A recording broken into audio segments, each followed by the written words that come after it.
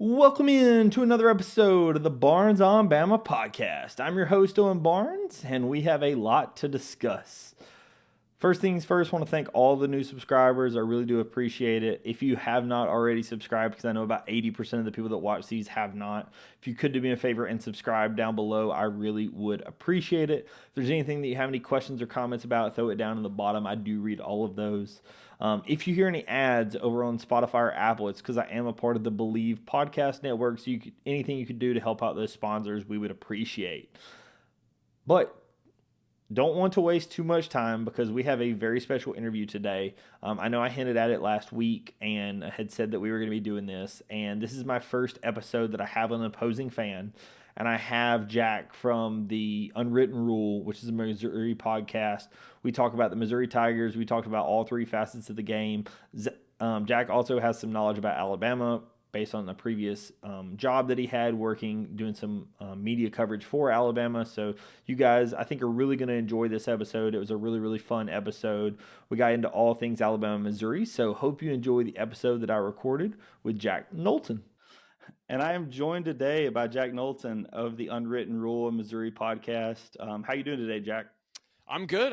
Owen. Happy to be on here. I know, anyone who knows me that might be watching your show knows I have some Alabama connections from a year ago, and this game was fun for me last year, having gone to Mizzou and covered Alabama, and now kind of have the flip of that and just watching it from afar. So I'm excited to talk Mizzou Bama. It should be fun. Absolutely. Yeah. And so for those of you that are unaware, I mentioned up at the top of the show, in the intro that this is a Believe podcast collab. The guys at the Unwritten Rule are a part of the Believe network, am I myself. What Jack was referencing is last season he was covering with Bama Central, some Alabama stuff. So you may have seen his name floating around with Katie Wyndham and Tony Sakalas and all the guys over there. So, really excited to have him on to talk about this Missouri Tigers team that is 5-0. This is a Missouri team that I think the thing that jumps off the page that I'm sure a lot of people have heard is how insane this Mizzou rushing attack is. As of right now, it sits at number one in the country. Obviously, if you can, I want you to have the Homer glasses on, but be able to semi take them off. Like, do you think this is a facet of who you've played, given the fact that Kansas and UMass are on your schedule, or do you think this is a facet of among Hardy and Jamal Roberts are just that elite this season? I think it's a little bit of both, not to completely sit on the fence with that. But, I look at like that South Carolina game in particular. Obviously, that team has kind of underperformed, I think, everyone's expectations, but they still have a pretty vaunted defensive front. And the other thing was coming into this year for Mizzou, the offensive line was not necessarily a guarantee. They lost Armand Membu, who was a first round pick. They lost Marcus Bryant, who was a late round draft pick. Got a couple of guys back, but had some turnover there, and so we weren't really sure how good that was going to be. And they brought in Hardy. Everyone in Mizzou circles was kind of expecting, I think, Hardy to be solid. I don't think anyone was expecting this, and with what he's done, I think it's grown. To me, it's kind of grown past a level of competition. I think he is just one of, if not the best running back in the country, at least so far this season. And so I lean more toward, I think Hardy is the real deal, regardless of who Missouri plays. I think he is a real threat. And I think the damage he's done, again, it is going to be interesting how much he can sustain it against Alabama and then the teams after that Mizzou has to play to have some good defensive lines as well. But I think he's a pretty legit presence there, and it's grown above and beyond, I think, what anyone at Missouri would have thought, having brought him in, despite the really good year that he had at UL Monroe as a true freshman. Yeah, and I think with the thing with Amon Hardy that you have to realize, and I know Kalen DeBoer mentioned this in his press conference, or maybe in Kane Womack as well, that a huge percentage of his yards have been after contact. Statistically, he breaks a tackle on every other carry. So it's a situation where he definitely is an elite running back. I think the part that really calls into question when you see how elite Mizzou has been running the football, I think that they've been so elite running the football. I'm curious if that has made Bo Prabula look a little better than he maybe is. And the reason I think of something like that is, for example, like I listen to some guys called the Solid Verbal. One of their co-hosts, Ty, is a Penn State grad, and he often will talk about when Bo was there. And elite quarterback isn't the first word that comes to his mind. Now, I'm not saying a change of scenery doesn't help because, of course, there's plenty of instances where that's the case. But I'm curious what Bo Perbula potentially would look like if forced to throw the ball, 30 times. And I think that's what, the game plan to some extent would have to be. Yeah, I mean, it's going to be very interesting. This is by far the best secondary that he's going to play, right? Alabama's got some studs I know back there, Zabian Brown, Damani Jackson. I assume those two have continued to kind of carry what they did last year. Keon Sabb is a guy I remember from my time covering them that I really liked. Bray Hubbard, those guys fly around. Kane Womack is what he is as a DC. So, yeah, Bo Perbula, this is a game where he is definitely going to have to make plays with his arm, and that has been a big question for Missouri. Is he has not been forced into that kind of situation yet because of how good the running game has been. But yeah, I think anyone will tell you, that's not going to last, whether it's against Alabama or some of these other teams down the line. These defenses are going to make him have to make plays with his arm, and yeah, that's probably the biggest question. He has made some really nice throws this year. I think he's done a lot of really smart things in some situational instances. Against Kansas and South Carolina, those games were in jeopardy for a little bit, and I think he made some really smart reads and has the intelligence to do it. But yeah, it's going to be another level, I think, that he'll have to take it to against that Alabama secondary that's going to throw more looks at him, and certainly has a lot more talent than what he's seen and thrown against defensively. So it will be interesting. I will throw the other thing out too with Bo. I think the thing that has impressed me the most with him as a thrower is how he has really shared the wealth among these Mizzou wide receivers. A lot of people were really worried. They got Kevin Coleman Jr. in the portal, who was a proven kind of SEC commodity. He's from St. Louis. It was a homecoming for him. I think people thought that was going to hit and be okay, but they lost Luther Burden and Theo Weiss Jr. from last year. People were pretty skeptical about how that was gonna be replaced, and so far, it's been kind of a different guy every game. They have Coleman, who is kind of the go-to, but they have Marquise Johnson, who's a wild card. They have a really good tight end in Brett Norfleet. So the options for Bo Perbula, I do think, are more than what we thought coming into the year, which should help him in some of those situations against some of these really good secondaries. But he is going to have to make the throws in the end. He starts with the ball, so it remains to be seen a little bit. Absolutely. And of those guys, are I think the thing that obviously I know that the quarterback position has changed since last season, and I don't want to harp too much on last season, just because when you look at transfer portal situations, Missouri has completely overhauled their top two guys, their top running back and quarterback, both were not on the team last season. But I think you have to still draw from the fact that this coaching staff, Kalen DeBoer's first time facing Eli Drinkwitz on the field, at least, was last season, and you saw a guy in your offensive coordinator that Kalen DeBoer knows fairly well, right? Like him and Ryan Grubb both, obviously he coached for him at Fresno State. Like, does it give you any concern that it is a bit of a disciple situation? So he knows a little bit more of not only the person, maybe less of the personnel, but a lot more of what the coaching kind of philosophy is of the person that's doing it. Not to say it's a Saban disciple type situation, but when you see somebody where it's a, descendant, you're always a little bit more, eyes or ears perked on what's going to happen in those situations.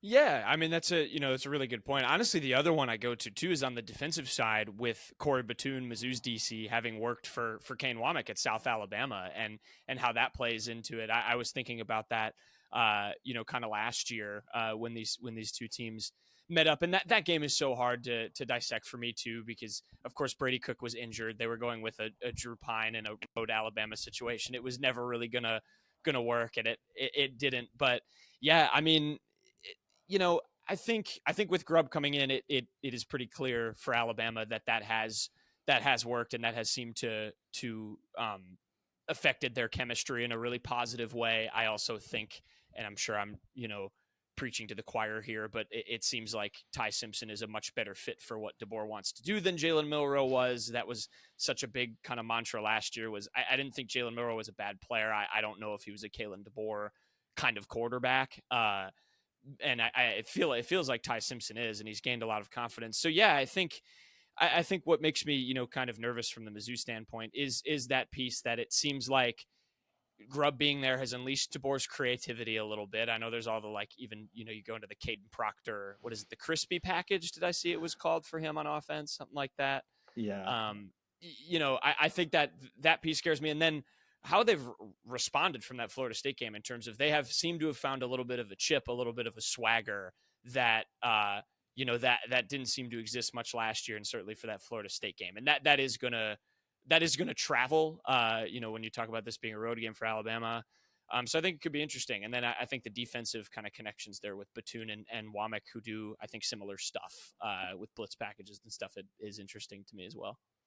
Yeah, and while we're kind of on the subject of defense, I think that's the part where I'm most kind of curious about, because Missouri, for all of their credit and what they've been able to do against South Carolina and Kansas and all these teams, like, this is clearly going to be the best receiving core quarterback duo that they're going to have faced this entire season, right? Like, it's realistically, even as an Alabama fan, this is probably going to be the best receiving quarterback duo that anyone is going to face this entire season. Um, does this give you any concern, right? Because what I've seen out of Missouri, I really like what I'm seeing out of the defensive line and linebackers from like a run stuffing perspective. I just don't feel like they've been tested down the field or in the passing game quite as much by some of the other guys this season.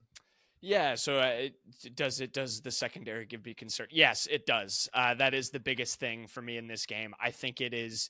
You can talk about all the nuances you want and go deep on a lot of this stuff. I think it is really going to come down to a matchups piece. I do not have very much confidence in this Mizzou defensive back room. Toriano Pride and Drayden Norwood are their kind of two main guys at cornerback. That's whose names you guys are going to hear when you watch this game, guarding the likes of Ryan Williams and Jeremy Bernard and Isaiah Horton. And I don't expect those two to stack up well against them. And with the way Ty Simpson seems to be throwing the football, I think that's a matchup Alabama is pretty heavily favored in and should win. And frankly, when I think about it from a prediction standpoint, will probably win them the game on the road. I think the way they can unleash those guys. And you're right, there is no receiving core that has stacked up to what they're going to face on Saturday versus what Missouri's faced so far. I don't know. I think you're right. I don't know a better receiving core off the top of my head in the conference in terms of kind of its overall depth and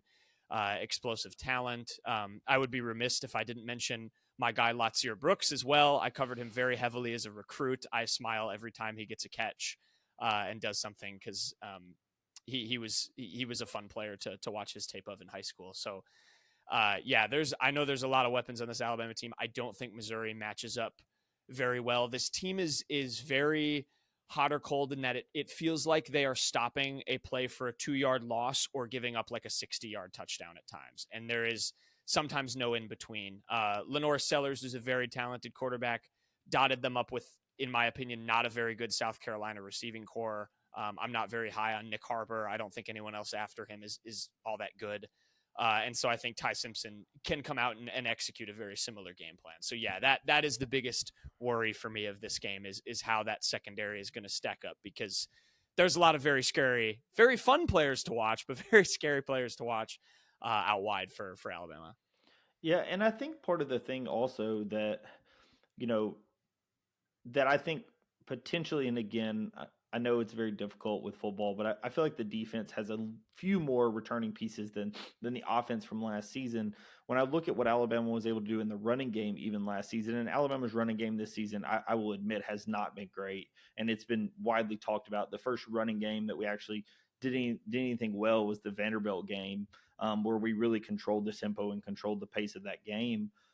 With a huge game out of Jam Miller. But last season, it really felt like we had multiple guys that were able to, get some decent yards on the ground. Obviously, it's a different running back room because you saw Justice Haynes and Richard Young as kind of your two, funny enough, your biggest yard, carriers on the ground last season in this game. But I am curious to see, I think that that's something that also, in my mind, if you're going to turn this into a Missouri front, like, the defense is the part that, like I said, I think it just scares me the most from a Missouri standpoint. I will admit this is, and anybody that's watched this show knows, I had Missouri circled as kind of this game concerns me from the time I saw it on the schedule. There was something about it. I didn't love it being after a Georgia and Vanderbilt, and in between a Tennessee, right? You're sandwiched in between two losses from last season. It's a game that you won 34-0 last season. It's on the road and it's 11 a.m. Mm-hmm. To me, that just spells you better play to your potential or it could be ugly, right? Like it sounds bad, but it really had nothing to do with the players on the field. It had more to do with the circumstance of the game. But I am very curious to, in this one, because even the way you're saying it, it feels like if the game goes how most people may expect, like Alabama should win this game. But I think Missouri has a game plan in which if Alabama is not able to stop the run, right, Missouri absolutely could pull a Vanderbilt from last season and just hold the ball the entire game, right? I mean, Missouri could hold the ball for 40 minutes and it would not shock either of us. No, not at all. I actually think, that was one thing, if you go back and watch that Kansas game, that they did really, really well was, they were down, it was 22-7 or 22-6 or whatever, and they get the safety, they stripped, oh my gosh, I'm blanking on his name, Kansas QB. And Jalen Daniels? Jalen Daniels. I had Jaden Daniels in my head, and I'm like, I know that's not right, this brain fart. But they get the strip, it goes for a safety, and then they went on, a super long drive. They had a 99-yard drive in that game. They have, I think, more 99-yard touchdown drives than anyone in the country so far. It's like 3 or 4. And so that is where I will circle back and to, put on my Mizzou glasses a little bit more. I was curious about this with the run game, and you kind of touched on it for Alabama, but you're right. I think Mizzou there is a world where they control the tempo and they stop those Alabama explosive players by just keeping them off the field, just, running the ball, controlling the time of possession, really taking a page out of what Vanderbilt did to this Alabama team last year. I'm not super confident that that's going to happen because, of course, Alabama has plenty of weapons on defense that can slow down Mizzou as well. But, I am curious. To me, it sometimes it feels a little bit like Alabama could still be really one-dimensional, pass-heavy, and win the game. But Missouri has not let anyone run the ball on them this season. And now, I don't know in terms of Alabama's rushing attack, how much better it is than South Carolina's and Kansas's. They didn't have much going for them at the running back position. But, if you can completely shut off their water on the ground, in theory, that does make it easier to start, defending them through the air if they can't run the football. And that is something Missouri has done to people this year. And in turn, it lets them get the football back. It lets them grind games into the ground and keep the ball, keep that opposing offense off the field. I do think that'll be one of Missouri's best strategies. But I'm curious how you think that Alabama run game will stack up to a defensive front that has been scary for Mizzou this year. It's really tough to say because when I look at it, at the end of the day, I think that Jam Miller is kind of the X factor that's really hard to tell, right? He's had one elite game against Vanderbilt and one okay game against Georgia, but those were his first 2 games back, right? I do think that what you're seeing out of the rest of the running back room is fine. I don't think that there's any issue with it. But I do think that there's a reason why everyone was so happy to get Jam Miller back, and it wasn't just a pass blocking, even though that is a huge piece of his game. I think that this is really going to come down to, is this a situation where Alabama is able to do it? Because I think the reason why Alabama would try to do it is not as much from establishing the run. It's more of a time of possession thing, right? Like when you look at the Vanderbilt game this season compared to last season, the difference in the games, obviously Alabama was able to get off the field a few more times compared to what they were last season, but Alabama was able to establish the run enough that we held the time of possession battle, right? We almost doubled up Vanderbilt. And so if Alabama is going to be able to keep Missouri off the field any length of time, I feel like you're going to either have to establish the run, or if Missouri's shutting that down, you're going to have to do some of the, offshoots of the run game with your tunnel screens and your stuff, like getting guys out in space, which I do think Ryan Grubb has done a really good job of this season, right? Like, because early in those games, you saw like Wisconsin and some others where Alabama was not being able to run the football. And that was because they were running back by committee and a lot of other reasons. But you saw Jeremy Bernard in the backfield where you're just doing unique things with guys like that to be able to get your playmakers ball in space and try to get an athlete on a defensive back, right? Because at the end of the day, that's the goal, whether you're running the football or not. Right. And I think that's potentially what you may see if Missouri is able to shut down the run. I think the running game is really still an open question for me. I think this Missouri game will tell me, is it a okay run game that, has struggled at times, or is it a, good enough run game? Because I do think that with Ty Simpson and how well he's been dealing at quarterback, you don't need an elite run game. You just need a serviceable run game so that everyone isn't sending the house on every play, right? Like, this is a situation where I think that has more of the difference in this game. I think the other question that I would have is, when you're talking about the defensive line, I know that from a sacks perspective, y'all don't have a ton of sacks, but y'all do have one guy in Damon Wilson that has 3.5 sacks, some other guys with 2 sacks. Like, what does the pass rush look like? Because I will say the one place where now, and this is a situation where Ty has either looked really good at times or not as great at times. Against Florida State, he just held on the ball entirely too long. Against Vanderbilt, it felt like he was just trying to make a few too many plays with his legs. It wasn't really holding on to the football. It was more of he was trying to be a playmaker and should have just thrown it away and survived to the next down. But what does your pass rush look like? Because that's a place where it could be an X factor, especially on the road. I agree with that. I think it's an X factor for Missouri too, because of what you just said, where, I think the reason some of the sack numbers aren't as high, is partially because they faced 2 QBs in Daniels and Sellers, who I think are a lot better architects on the run and can escape a little bit better and can do some things with their legs maybe a little bit better than Simpson has shown so far in an albeit, limited sample size. And Missouri have been the kings to me of Damon Wilson. At a certain point, had more QB pressures than I think he had tackles. I know the stat going around is that he obviously transferred from Georgia. I believe he has more quarterback pressures than the entire Georgia defensive front combined this year, which that's been a fun stat to read if you're a Mizzou fan, not obviously as a Georgia fan, but. I do wonder if it is a pass rush that has been able to get home. Damon Wilson is a good edge rusher. They have Zion Young, who was one of their best returners from last year, had a couple of sacks, had a notable. He was the one who had the scoop and score against Oklahoma that walked it off for Missouri with like 30 seconds left. So they have those 2 guys on the edge. They have Darius Smith, who is another Georgia transfer, who they also had last year, was out for the season with an injury. He's gotten a little bit more involved. And then the guy to know, and this goes back to what you said about kind of some of the outside tunnel screen stuff that Alabama might try to mix in to have some balance, is Josiah Trotter, who they brought over from West Virginia. He has been the team's best defender.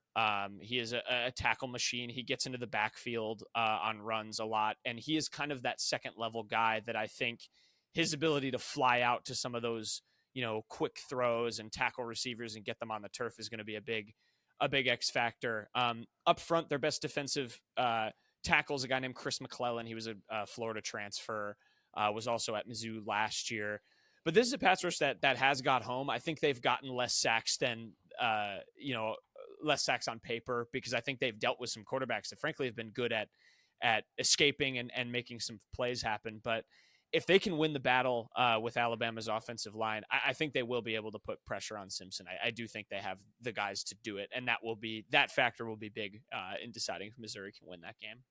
Yeah, and I think that's something that Alabama fans should kind of keep an eye on early in this game, because we've seen kind of the hot and cold of that with Ty Simpson. You saw the Vandy game where he was just, and again, it wasn't he was playing poorly. By no stretch did Ty have a poor game.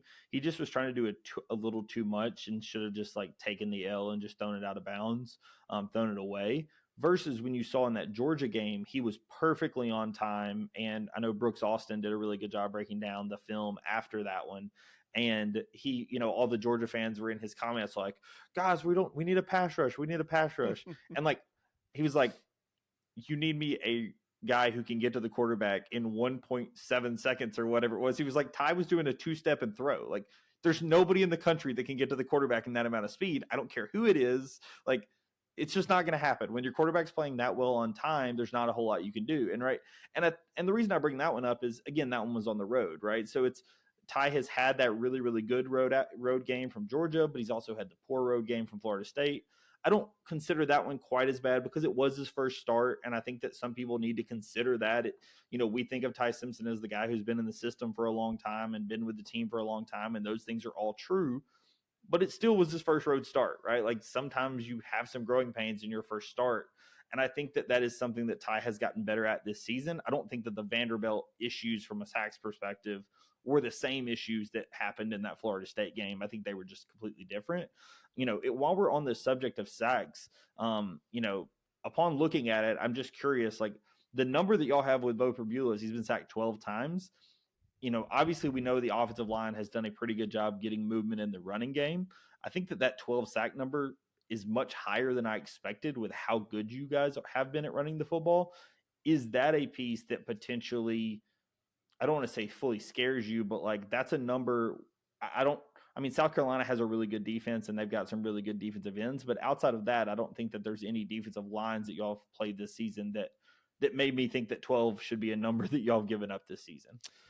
Yeah, the offensive line has been a bit of a frustration point in the standpoint of entering the season for Mizzou. They obviously, I think the name, if anyone, that people will know from Alabama on Mizzou's offensive line is Caden Green, who was a really good. He was transferred from Oklahoma. He was a good left tackle last year.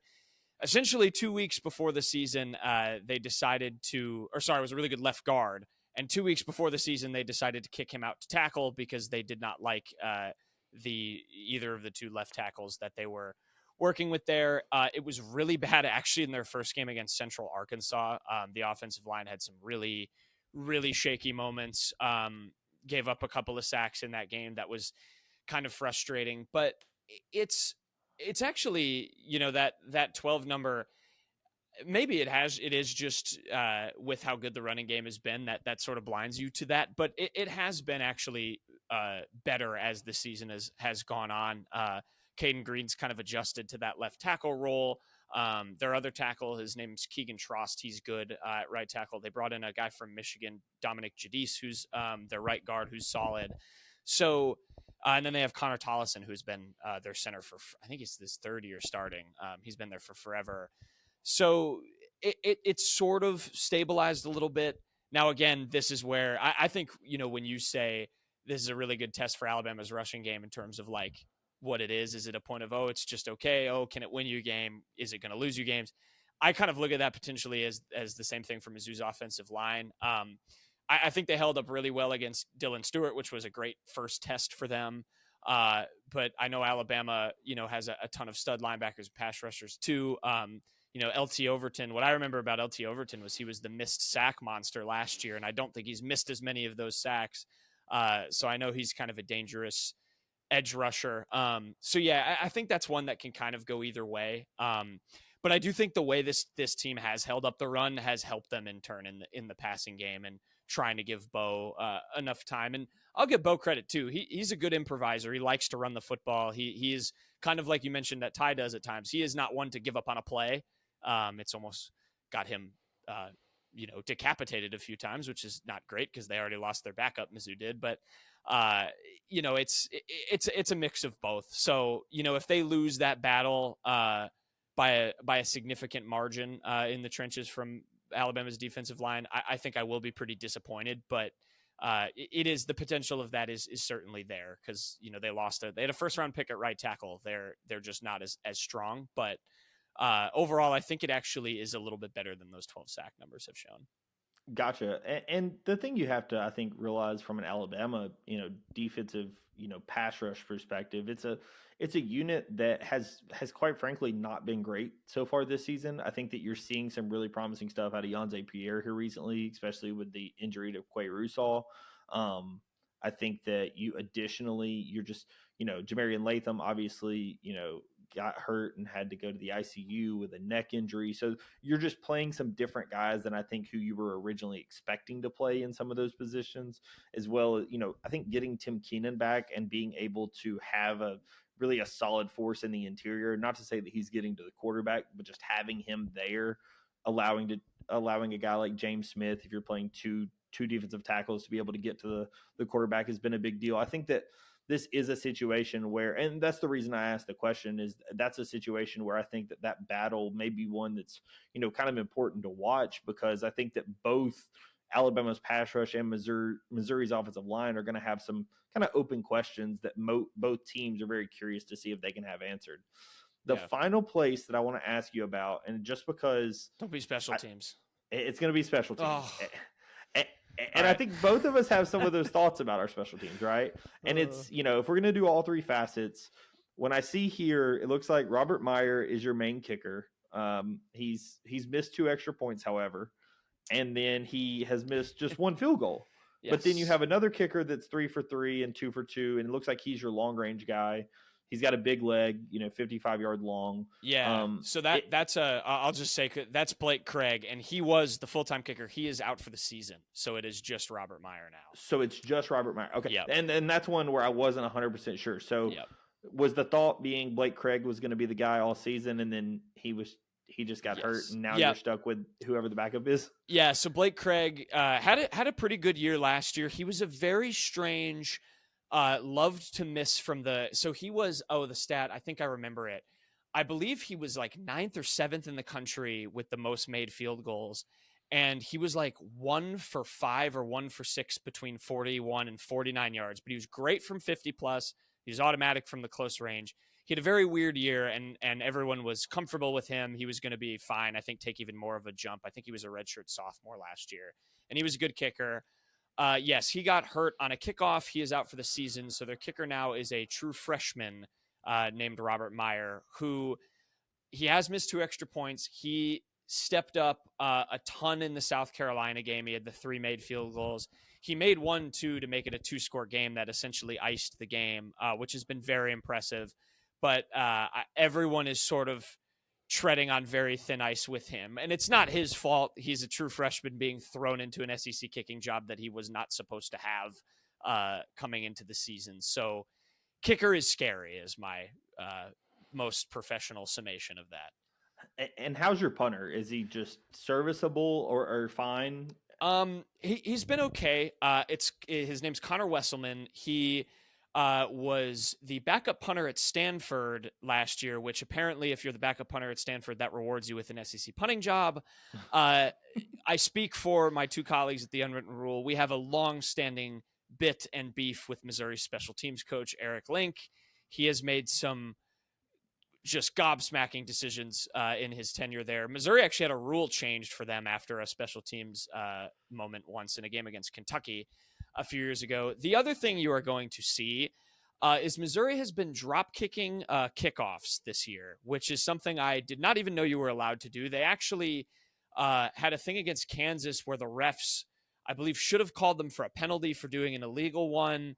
It's very weird. It's so they've been drop kicking kickoffs because Blake Craig was their normal kickoff guy. They have, I believe, Wesselman doing it now, if my memory serves. But it's a lot of weirdness. Punting has been better than I thought with Wesselman. And returning, they have Kevin Coleman Jr. on punt returns. That has been something that's been shaky for Mizzou. When they had Luther Burden forever, it was Luther Burden supposed to be this, God's gift as a punt returner, and he never was. It's been okay with Kevin Coleman. It's nothing special, but this is, if there's something that I felt, Missouri could lose a game because of special teams, like it's certainly, that's potential's always in the air with how many questions there are. So what you're telling me is neither team wants this to turn into a special teams No. battle. If this turns into a return game, Alabama's very happy because you got Lodzier Brooks and these guys back there that have done a great job returning the ball, right? Like Alabama's return game has been pretty good.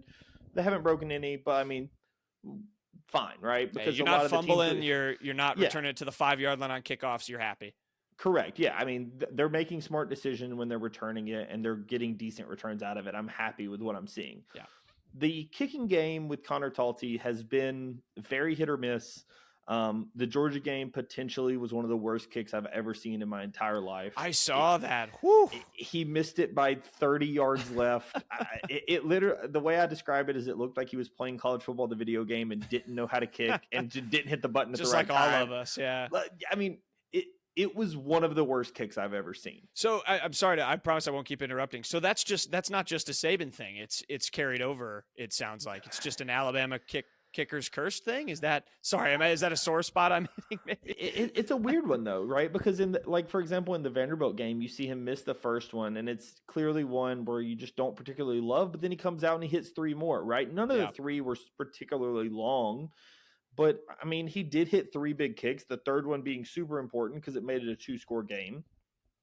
When at a time, the defense was doing well, but you weren't 100% sure if you were going to have to, need that second score. So I was really happy with what I saw. It feels like for so long we were spoiled with Will Reichard, and you had a guy that when he tried it out there, unless it was, 50 plus, you didn't even consider him missing.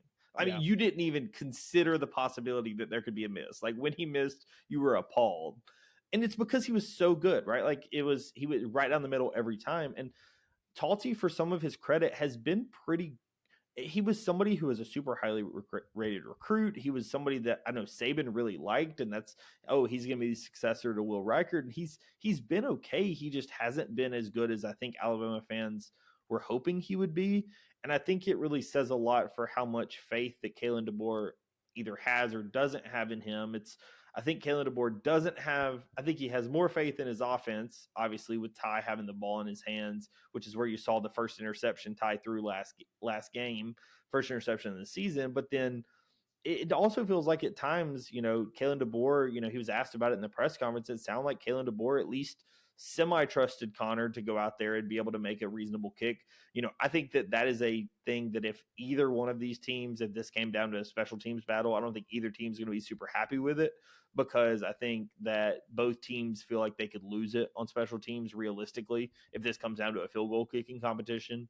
But I feel like it's just one of those things that, I'm very curious to see, because it isn't quite as atrocious as I feel like it has been, but that Georgia kick still is just in the back of my mind because I'm just not going to unsee it because of how terrible it was. Yeah, I would say too, on the Missouri side, if you can, don't be shocked if both teams march down the field and score touchdowns on their first possessions if the score is 7-6 Alabama. Fun. So I guess I want to ask for your final thoughts. When I look at this game, I think that there's a lot of things that I think that there is a path to victory for Missouri. And I think that path to victory is fairly simple. Missouri has to win the time of possession battle fairly substantially. I think that the best, as you said earlier, the best defense for Missouri is keeping Alabama's offense off the field, pulling the Vanderbilt from last season. I personally think that there also is going to have to be at least one turnover, and that's something that Alabama has done incredibly well for this season. They have just one turnover on offense. It was the pick early in the Vanderbilt game that Ty Simpson had last game. He has done a really good job taking care of the football. None of the running backs have put the ball on the ground. Like, that is a place where Alabama has been pretty successful. But I do think that for Missouri to have a ton of success in this game, I think that if you let Alabama's offense have the football and there's no turnovers in this game, I think that would immediately make me lean Alabama, just because I think that with enough chances, Ty Simpson on those defensive backs, personally, I'm going to give Ty Simpson and the wide receivers the edge. And I think that what scares me is, if I'm a Missouri fan, is I think that Alabama's defense has been susceptible to the run game. Absolutely. I think that Florida State was able to do some things, but I look at the Florida State game or the Vanderbilt game and what Kane Womack was able to adjust, right? I think the Florida State game, the team played on their heels. Alabama gave up a ton of rushing yards. And you saw in that Vanderbilt game a couple of broken runs, and immediately everyone assumed, oh, wow, this defense is terrible again with the run. And the stat that you kind of point to, and I know Nick Kelly tweeted it out, and I know some others did as well, is that in the first quarter of the Missouri game, in the Vandy game, Alabama gave up like 120 yards rushing. They gave up 22 yards the rest of the game. So clearly, and if you take it even further than that, They gave up 65 yards on the touchdown and 36 yards on a run by Diego Pavia. So outside of that, they only gave up like 30 yards rushing the rest of the game. So this is a situation where I think that Alabama's adjustments in the running game is a big deal. But, what is your kind of overall, what do you think, we talked about kind of our biggest impact positions, but, out of all these things, what do you think the biggest thing is? And then what's kind of your score prediction, for the game? Yeah, I think to me with the turnovers thing, it becomes less about really trying to force an Alabama turnover versus on the other side of that, Bo Prabula not making any mistakes when throwing the football. I would like to stand on the fact that if Ahmad Hardy's talent can just kind of trump adjustments, I think that can be really big for Missouri, and if it's just a world where Ahmad Hardy's going to get his you live with that if you're Alabama and try and stop everything else. I think then to me the bigger thing comes down I think I could see that potentially happening, and then it comes down to, well, can we bait Bo Prabula into making a mistake? Can we bait him into holding on to the ball too long, throwing it to the wrong guy, making the wrong read? I think that's the biggest thing for me with Missouri's offense is, can he limit that? Can he make the right throws? Can he step up and deliver when he needs to? And then how well this offensive line blocks for both the pass and the run. And then defensively, I think you nailed it. The best defense to me for Mizzou is offense, and particularly long offense, long sustained drives that keeps Alabama's weapons off the field. And then generating, can you make Ty Simpson run around? Can you make him have more of those Georgia yips where he's thinking about it too much? Is he getting flushed out of the pocket and getting a little frustrated? Missouri's defense has shown, their pass rush has shown they can do that to quarterbacks.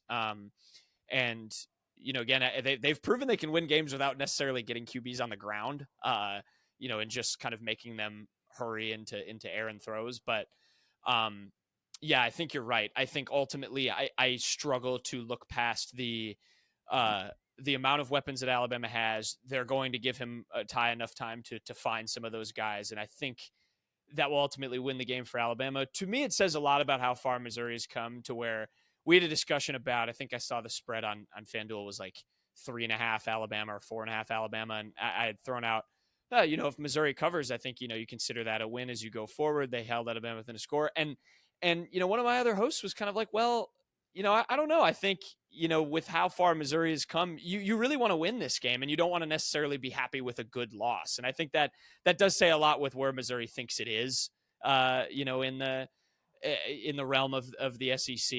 Whatever you think of that, take, I guess, is what you think of it. But I do think I struggle to get all the way to a Mizzou win. I think it will be a good game. I think it should be a good game. I will say I'll be disappointed if it's a complete blowout. I don't think it'll be 34-0 again. I just don't think the circumstances are the same. So after that long winded answer, I will go. I just see this is where I always struggle, because I need to look at an over under and just divide by 2 and add or subtract. But I will go. Let's go for 31-27 Alabama in just a good fight in Columbia, Missouri.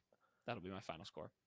Yeah, and a lot of what you said, I think, is 100% accurate. I think that the thing that I look at Missouri in this instance as being similar to Vanderbilt, and I don't mean that in the way that a lot of, that would have been thought of 20 years ago, if like Vanderbilt's terrible, right? Like, I mean that in the sense of Vandy and Missouri are not on the tier with Alabama and Ole Miss, but they're right below that tier, right? Like, they're a situation where things could absolutely, they could absolutely break their way and they could win this game. And I don't think that it would truly shock either one of us if Missouri won this game. But I think that if things happen the way we're expecting them to happen, or how they quote unquote should happen, I think that Alabama will win this game in the, I personally think it's going to be a little more than that. I'm thinking more of like 31-20. I think that Alabama will cover. I think that it will actually be a very close game for a long percentage of this one, just because of the running attack and how Missouri is going to be able to do that. But I do think that kind of long term, this is a situation where I think that Kalen DeBoer and Ryan Grubb have done such a good job adjusting this season about, just on offense, or, even with Kane Womack and what they've been able to do from adjustments on defense. So like I said, I do think that Alabama is going to be able to win this one. But as I said earlier, and as I've said many times, this game does scare me. This is a game that I've had circled for quite a long time. And honestly, the 11 a.m. kick has as much to do with it as anything. And it's because I think when a football player walks into that 2:30, 6 o'clock kick, it's juiced, right? You've had people tailgating. You've heard the crowd. Like, people have got in there hours and hours and hours before the game. And so the whole time you're warming up, you can just feel the buzz. These 11 a.m. kicks they almost lull you into a sleep of, the atmosphere isn't going to be that good. And I think, to Missouri's credit, I think that they have a lot to be proud of. At the end of the day, this team's 5-0, and it has done a really good job with who they faced this season. I am curious to see if there's potentially anything, and one thing we didn't talk about was y'all just came off a bye. Is there anything to that, right? Like, there's things that where Missouri has had some extra things to work on, and potentially when you're coming off a bye, you could have something up your sleeve. So that is something when you're on the road that I think potentially could play into this game. But I'm going to stick with my gut. I'm going to go 31-20.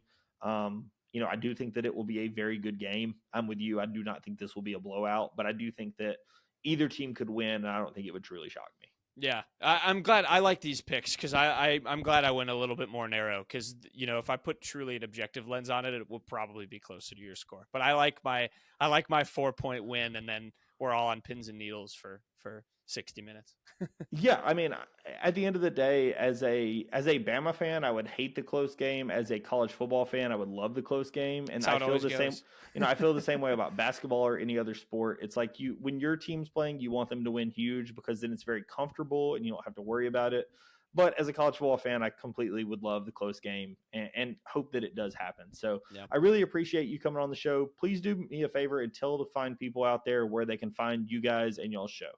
Yeah, we're just the Unwritten Rule. Spotify, Apple Podcasts, if you want to listen to us. We're on YouTube. Same channel name. Twitter is just at Believe Unwritten. You can give us a follow. We try and post some funny content on there in addition to just tweeting all of our shows. So, I appreciate you, Owen. Let's run this back for basketball. I'm excited too. I was in the Bama recruiting sphere for a year or two, and it's been fun seeing some of those freshmen get out there that I watched as recruits. How's London Simmons doing? I've seen he's played. London Simmons is a name that you will want to watch out for. He has. So it's been a situation where he hasn't had a lot of playing time, more because, and so Kane Womack actually was asked about him this last game and was like, hey, London didn't play a whole lot. And it was a situation where Kane had to be like, well, we didn't have to take Tim Keenan off the field as much because our offense held onto the ball, so Tim didn't need as much rest. But in the plays that London did get, you heard his name called a lot. Okay. And that is something that we've seen out of London Simmons. He is one of the freshmen that has definitely stepped up on the defensive line. That is a position where Alabama has had some issues with multiple guys going out with injuries. And then, James Smith had a targeting penalty, which was questionable at best. But, with the injuries and such, London Simmons has definitely gotten some playing time. I think that you will see him, especially with how much Missouri is going to run the football and potentially hold on to the ball. I think you will see him in this game. He is somebody that I think I would just pay attention to because he definitely has made some substantial plays in his limited playing time. It's one of those guys that I think long-term you really like what you see, but, with the elite stacked room in front of him, it's, James Smith and Tim Keenan kind of have that position on lock from a starting perspective. There you go. Okay. That's what I figured, but that's great to hear. Yeah. He was a good kid. So I'm rooting for him. Yeah, well, thank you so much, Jack, for coming on the show. I really do appreciate it. As always, if you guys are interested, go ahead and subscribe to my channel and theirs. I really appreciate it, and I will catch you guys in the next episode. Peace.